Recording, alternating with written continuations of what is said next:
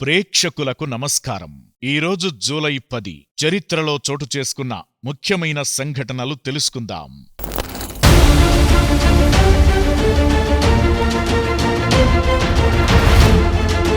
1806లో ఇండియాలో వెల్లూరు తిరుగుబాటు చోటు చేసుకుంది. ఇది తమిళనాడులోని వెల్లూరు కోటలో బ్రిటిష్ ఈస్ట్ ఇండియా కంపెనీకి వ్యతిరేకంగా భారతీయ సిపాయిలు చేసిన తిరుగుబాటు. మధ్యరాత్రి సుమారు 2 గంటల సమయంలో వెల్లూరు కోటలో ఉన్న సిపాయిలు తిరుగుబాటుకు దిగారు.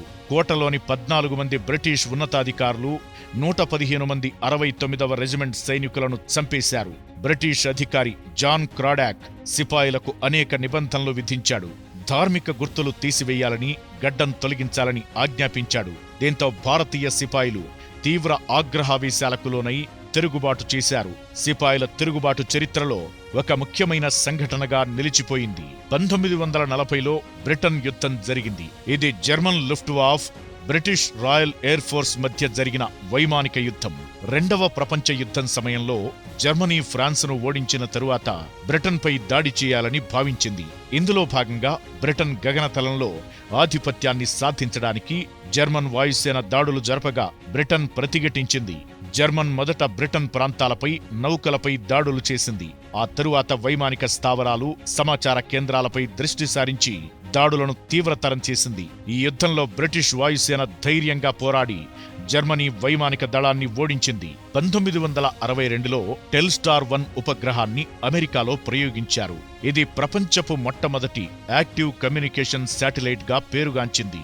ఈ ఉపగ్రహం 7 నెలలు మాత్రమే పనిచేసి రేడియేషన్ కారణంగా నాశనమైంది. టెల్స్టార్ 1 శాటిలైట్ ద్వారా అట్లాంటిక్ అంతటా సజీవ టెలివిజన్ ప్రసారం, టెలిఫోన్ కాల్స్, అలాగే టెలిగ్రాఫ్ చిత్రాలను విజయవంతంగా ప్రసారం చేశారు. ఇది టెలికమ్యూనికేషన్ రంగంలో విప్లవాత్మకంగా మారింది. శాటిలైట్ టీవీ అనే కాన్సెప్ట్ కి ఇది పునాది వేసింది. అలాగే ఈ ప్రయోగంతో ఉపగ్రహాల అభివృద్ధికి మార్గం సుగమం అయ్యింది. 1949లో క్రికెట్ లెజెండ్ సునీల్ గవాస్కర్ జన్మించారు. మహారాష్ట్రలోని ముంబై ఆయన జన్మస్థలం. గవాస్కర్ ప్రపంచంలోనే అత్యున్నత బ్యాట్స్మెన్ గా మన్ననలందుకున్నాడు. టెస్ట్ కెరీర్లో 34 సెంచరీలు చేసిన తొలి క్రికెటర్ గా రికార్డ్ సాధించాడు. అలాగే టెస్ట్ క్రికెట్లో 10,000 పరుగులు దాటిన తొలి ఆటగాడిగా కూడా ఘనత సాధించాడు. భారతదేశపు గ్రేట్ ఓపెనింగ్ బ్యాట్స్మెన్లలో ఒకరిగా పేరుగాంచాడు. గవాస్కర్ ఆటశైలి ఎంతో భిన్నంగా, ఆత్మవిశ్వాసంతో ఉండేది. క్రికెట్ నుండి రిటైర్మెంట్ తరువాత వ్యాఖ్యాత, రచయితగా కూడా సేవలు అందిస్తున్నారు.